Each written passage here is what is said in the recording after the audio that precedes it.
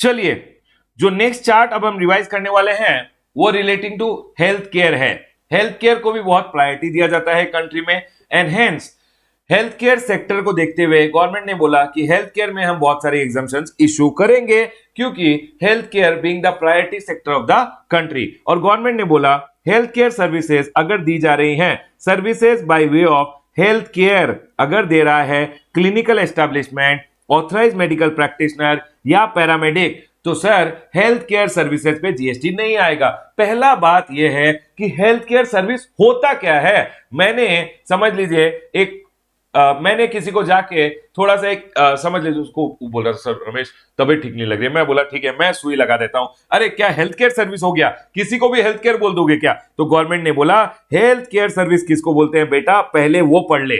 Health care service बोलते हैं, health care service means any service by way of diagnosis, treatment और care. DTC diagnose करना, treatment करना और फिर केयर देना for pregnancy. For an example, एक मैडम थी, वो गई हॉस्पिटल में बोला मैडम ने कि सर टेस्टिंग वगैरह कीजिए, और टेस्टिंग वगैरह करने के टाइम पे फाइंड आउट हुआ कि वो प्रेग्नेंट है। तो प्रेगनेंसी का डायग्नोसिस हुआ, उसके बाद समझ लीजिए बेबी डिलीवर हुआ, बेबी डिलीवर होने के बाद ट्रीटमेंट हुआ बेसिकली, उसके बाद केयर, उनको हॉस्पिटल में रखा गया, उनका ध्यान रखा गया। तो सारा प्रोसेस कवर्ड है, डायग्नोस हो चाहे ट्रीटमेंट हो चाहे केयर हो, सारे सर्विसेज हेल्थ केयर में आएंगे। यही बोला गया है, any services by way of diagnosis, treatment and care for pregnancy. कोई भी एबनॉर्मेलिटी का डायग्नोसिस करना, फिर ट्रीटमेंट करना, फिर केयर देना। इलनेस का diagnosis, treatment and care. Sir injury का डायग्नोस, ट्रीटमेंट एंड केयर। कोई भी डिफॉर्मिटी का डायग्नोस, ट्रीटमेंट एंड केयर, सारा हेल्थ केयर में कवर्ड है। Diagnose, treatment and care with respect to pregnancy, abnormality, then illness, injury and deformity, PAIID। अगर आप diagnose, treatment and care कर रहे हो विथ रेस्पेक्ट टू PAIID, और किसमें कर रहे हो, इन रिकॉग्नाइज्ड सिस्टम ऑफ मेडिसिन। समझ लीजिए आप गए एक बाबा के पास, बाबा बैठे हुए हैं, बोले आपको कोई बीमारी हो गई है, अब मैं झाड़ा दूंगा और आप ठीक हो जाओगे। बाबा वो कवर्ड नहीं है, क्योंकि diagnose, treatment, Baba everything told in class is only for classroom purpose and example, real life को रेलेवेंट नहीं है। ठीक है सर, पॉइंट क्लियर है। मैंने बोला diagnose, treatment and care PAIID में होना चाहिए, and it should be in recognised system of medicine. It should be in recognised system of medicine. बाबा के पास जाके झाड़ा ले लिया तो सर वो रिकॉग्नाइज सिस्टम ऑफ मेडिसिन नहीं है। ठीक है sir, recognise system of medicine क्या है? Yoga, allopathy, homeopathy, Ayurveda, naturopathy, Siddha, Unani is all recognise system. Recognise system किसको बोलते हैं? आयुर्वेदा, यूनानी, उसके बाद आयुर्वेदा, योगा, यूनानी, सीधा, H for homeopathy, A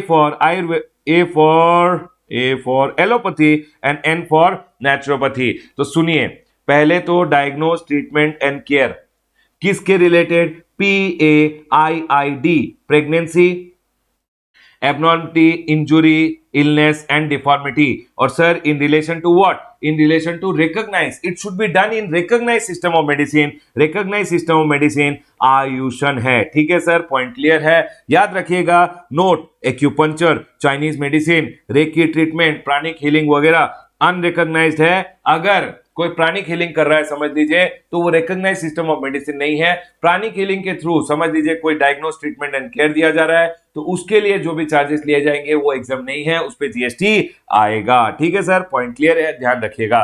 next, अगर हेल्थ केयर की बात करें तो हेल्थ केयर में इंक्लूड किया गया है services by way of transportation of patient to और फ्रो क्लिनिकल एस्टेब्लिशमेंट। एक पेशेंट को हॉस्पिटल लाना, हॉस्पिटल से घर छोड़ना, उसको भी हेल्थ केयर में इंक्लूड किया गया है। उसके बाद बोला गया है health care does not include, क्या हेल्थ केयर में इंक्लूडेड नहीं है? Health care does not include hair transplant, cosmetic, plastic surgery. अगर किया जा रहा है ब्यूटिफिकेशन के लिए तो बेटा उस पर जीएसटी आएगा।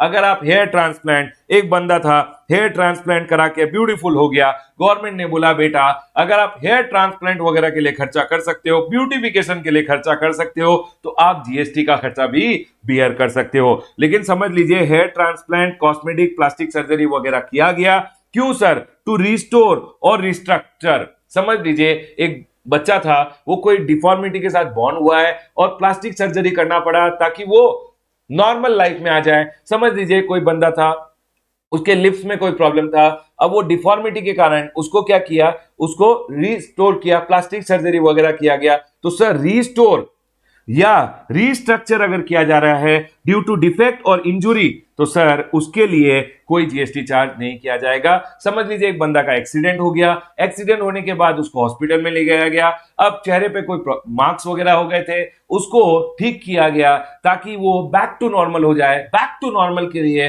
कोई जीएसटी चार्ज नहीं किया जाएगा। लेकिन ब्यूटिफिकेशन नॉर्मल से ओवर करने के लिए अगर आप ब्यूटिफिकेशन करने की कोशिश कर रहे हो तो सर उस पे जीएसटी आएगा, वो हेल्थ केयर में नहीं आएगा। तो सर आपको ध्यान रखना है हेल्थ केयर किसको बोलते हैं, diagnose treatment and care with respect to PAIID within recognised system of medicine. ठीक है सर, याद रहेगा। उसके बाद अगर हॉस्पिटल से ले जाना और घर पे हॉस्पिटल लाना और घर पे छोड़े हैं एम्बुलेंस के थ्रू, तो सर उसको भी हम डालेंगे किस में, हेल्थ केयर में। ठीक है सर। अब हेल्थ केयर सर्विस कौन देगा तो एग्जम्प्ट है। मैं बैठ गया, मैं बोला मैं डायग्नोस करूंगा, ट्रीटमेंट करूंगा। ओके, आपको बुखार है, तबीयत खराब है, ले डोलो। अरे बाबा ये करने से नहीं होगा। हेल्थ केयर सर्विस कौन देगा तो एग्जम्प्ट होगा। अब वो बोला गया है services by way of health care अगर दे रहा है क्लिनिकल एस्टेब्लिशमेंट, मतलब hospital, nursing home established to carry out diagnose और इन्वेस्टिगेशन, मतलब लैब्स वगैरह अगर सर्विसेज दे रहा है तो उस हेल्थ केयर सर्विस पे एग्जम्पशन दी जाएगी। अगर हेल्थ केयर सर्विसेज दी जा रही हैं बाय ऑथराइज्ड मेडिकल प्रैक्टिशनर, जो individual doctor registered with council होते हैं, तो सर उनकी हेल्थ केयर सर्विस पे जीएसटी नहीं आएगा। मैं चार्टर्ड अकाउंटेंट, मैंने बोला मैं भी क्लिनिक स्टार्ट कर देता हूं। अरे कोरोना का टाइम है, तबीयत खराब, लीजिए डोलो। अरे ये तबीयत खराब, ये लीजिए डोलो। सर आप हेल्थ केयर सर्विस नहीं दे रहे हो, आपकी service well within GST आ जाएगी, क्योंकि हेल्थ केयर सर्विस अगर ऑथराइज्ड मेडिकल प्रैक्टिशनर देगा तो ही वो जीएसटी में एग्जम्पशन ले पाएगा। सर हेल्थ केयर सर्विसेज अगर दी जा रही है बाय पैरामेडिक्स, जो ट्रेन्ड हेल्थ केयर प्रोफेशनल्स होते हैं, like nursing staff, although doctor नहीं है लेकिन nursing staff, physiotherapist, technicians, lab assistant, इनकी सर्विस पे भी जीएसटी नहीं आएगा। ठीक है सर, पॉइंट क्लियर है। Next, services by way of health care, तो मैंने समझा दिया आपको। अगर हेल्थ केयर सर्विसेज दी जा रही है by clinical establishment, authorised medical practitioner या paramedics, all heroes don't wear cap. Correct, इसीलिए कैप को याद रखिएगा। डॉक्टर के लिए ये आया था कोविड टाइम्स में, right, all heroes don't wear cap. तो आपको याद रखना है clinical establishment, authorised medical practitioner and P for paramedics. ये अगर हेल्थ केयर सर्विसेज दे रहे हैं तो सर उस पर जीएसटी नहीं आएगा। अगर services by way of transportation of patient in ambulance, देखिए हॉस्पिटल अगर transportation of patient to and fro कर रहा है तो वो हेल्थ केयर में आ गया। समझ लीजिए रिंकी मैडम है यहाँ पे, रिंकी मैडम बोली सर बहुत हॉस्पिटल्स को एम्बुलेंस की जरूरत होती है, मेरे पास एक मारुति वैन है, मैं बन जाती हूँ एम्बुलेंस का ड्राइवर और अब मैं चलाऊंगी एम्बुलेंस। अगर आप एम्बुलेंस चला रहे हो, अगर आप ट्रांसपोर्टेशन ऑफ पेशेंट्स की सर्विसेज दे रहे हो, देखिए ट्रांसपोर्टेशन ऑफ पेशेंट्स अगर उससे रिलेटेड सर्विसेज दे रहे हो तो वो भी एग्जेम्प्ट रहेगा। ठीक है सर, पॉइंट क्लियर है। उसके बाद आ जाइए सर्विसेज बाय, अब बाबा ह्यूमन बींग्स के डॉक्टर अगर सर्विसेज देते हैं तो उस पर जीएसटी नहीं आता है। अब अगर आप देखोगे डॉग, कैट वगैरह, इंसानों के लिए डॉक्टर जीएसटी नहीं आएगा। अगर कैट, डॉग वगैरह के लिए वेटनरी डॉक्टर होते हैं, services by veterinary clinic in relation to health care of animal and bird, तो वेटनरी क्लिनिक वाले जो वेटनरी डॉक्टर होते हैं उनकी सर्विसेज पे भी जीएसटी नहीं आएगा। उसके बाद बोला है services by operator of biomedical waste treatment facility. क्या होता है बायोमेडिकल वेस्ट ट्रीटमेंट फैसिलिटी? होता है जहां पे बेसिकली एक हॉस्पिटल वगैरह में अगर आप देखोगे तो हॉस्पिटल में बहुत सारे ऑर्गेन, ब्लड, सुई, कॉटन वगैरह बहुत सारे निकलते हैं जो हॉस्पिटल में स्टोर होते हैं। वो सारे ऐसे ही रास्ते में नहीं फेंक दिए जाते हैं, उनको भेजा जाता है बायोमेडिकल वेस्ट ट्रीटमेंट फैसिलिटी में, जहां उनको वेस्ट को ट्रीटमेंट ऐसे किया जाता है कि उससे कोई भी बीमारी फैले नहीं। तो बायोमेडिकल वेस्ट ट्रीटमेंट फैसिलिटी में जब हॉस्पिटल से कचरा ले जाया जाता है और बायोमेडिकल वेस्ट ट्रीटमेंट फैसिलिटी वाला हॉस्पिटल को सर्विस दे रहा है, उस सर्विस पे जीएसटी नहीं आएगा, ध्यान रखिएगा। लेकिन बायोमेडिकल वेस्ट ट्रीटमेंट फैसिलिटी अगर सर्विस दे रहा है क्लिनिकल एस्टेब्लिशमेंट को तो ही एग्जम्पशन है। किसी और को दे रहा है तो जीएसटी आएगा। समझ लीजिए एक फार्मेसी वाला है, फार्मेसी वाले को बायोमेडिकल वेस्ट ट्रीटमेंट वाले ने सर्विसेज दिया तो उस पर जीएसटी आएगा, एग्जाम में पूछा हुआ है, ध्यान रखिएगा। ठीक है सर, पॉइंट क्लियर है। उसके बाद आता है services by cord blood bank. Code blood bank क्या होता है सर? जब भी एक बच्चे का जन्म होता है, बच्चे और मदर के बीच में एक कनेक्शन होता है थ्रू एन एम्बेलिकल कॉर्ड। अब जैसे ही बच्चे का जन्म होता है, इस एम्बेलिकल कॉर्ड को प्रिजर्व किया जाता है। ये प्रिजर्व करने के लिए बहुत सारे इंस्टीट्यूशंस हैं, वो आते हैं एम्बेलिकल कॉर्ड को प्रिजर्व करके अपने साथ ले जाते हैं। क्यों प्रिजर्व करते हैं? क्योंकि एम्बेलिकल कॉर्ड के यूजेज से अगर बच्चे को फ्यूचर में कोई भी प्रॉब्लम होता है तो उसके लिए एम्बेलिकल कॉर्ड को यूज करते हुए उसको ट्रीटमेंट दिया जा सकता है। तो इसीलिए एम्बेलिकल कॉर्ड को प्रिजर्व किया जाता है। ठीक है सर, मेरे को इतना ही मालूम है। तो सर जब कोड ब्लड बैंक आएगा और आपसे वो एम्बेलिकल कॉर्ड लेके जाएंगे, वो approximately 50,000 to 1 lakh rupees charge करते हैं प्रिजर्वेशन का, फिर कलेक्शन चार्जेस वगैरह। तो एम्बेलिकल कॉर्ड रिलेटेड जो ये सर्विसेज हैं जो वो दे रहे हैं, वो कभी भी उस पर जीएसटी चार्ज नहीं करेंगे। Services by cord blood bank by preservation of stem cell और other ancillary services in relation to preservation like application fees, collection fees etcetera, उस पे कोई जीएसटी चार्ज नहीं किया जाएगा। ठीक है सर, पॉइंट क्लियर है। उसके बाद हेल्थ केयर रिलेटेड कुछ सर्कुलर्स है, जल्दी जल्दी पढ़ लेते हैं। आ जाइए। Circular room rent charge to in patients are exempted. जो ये पेशेंट्स होते हैं जो हॉस्पिटल में एडमिटेड होते हैं, उनसे जो रूम रेंट वगैरह चार्ज किया जाता है। आप मेरे को एक बात बताइए, रूम रेंट अगर पेशेंट से लिया जाता है तो क्या वो हेल्थ केयर में नहीं आएगा? यस सर, वो भी केयर में ही आता है। डायग्नोस ट्रीटमेंट होने के बाद आपको रोड पे नहीं रख देंगे, आपको एक रूम में अच्छे से रखा जाएगा। तो रूम रेंट जो चार्ज किया जाता है that is basically for care and it is exempted. Doctor और consultant are hired by hospital.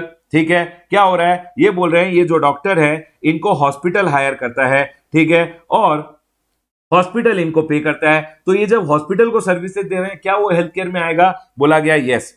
Doctors और consultants are hired by hospital and hospital pays them. वो सर्विस पे भी जीएसटी नहीं आएगा, वो भी एग्जेम्प्ट रहेगा। Next sir, retention money charge from patient is also covered in health care. समझ लीजिए एक बंदा एडमिट हुआ, एडमिट जब होते हो तो फॉर एन एग्जाम्पल 10,000 एडवांस ले लिया, 7,500 रुपीज का जो भी एक्सपेंस था वो था, 2,500 रुपीज हॉस्पिटल रिटेन कर लेता है। क्यों सर? क्योंकि हॉस्पिटल में जब आपको एडमिट किया, नर्स आई, सर ब्लड प्रेशर चेक किया, सर थर्मोमीटर डाल के आपका टेम्परेचर वगैरह चेक किया गया, उसके लिए हॉस्पिटल एक स्मॉल अमाउंट रिटेन करता है। जो ये रिटेंशन मनी है, क्या ये टुवर्ड्स हेल्थ केयर है? गवर्नमेंट ने क्लैरिफिकेशन दिया, सीबीआईसी ने, यस बाबा ये भी हेल्थ केयर रिलेटेड है और इस पे भी जीएसटी नहीं आएगा, हेल्थ केयर है और एग्जेम्प्ट रहेगा।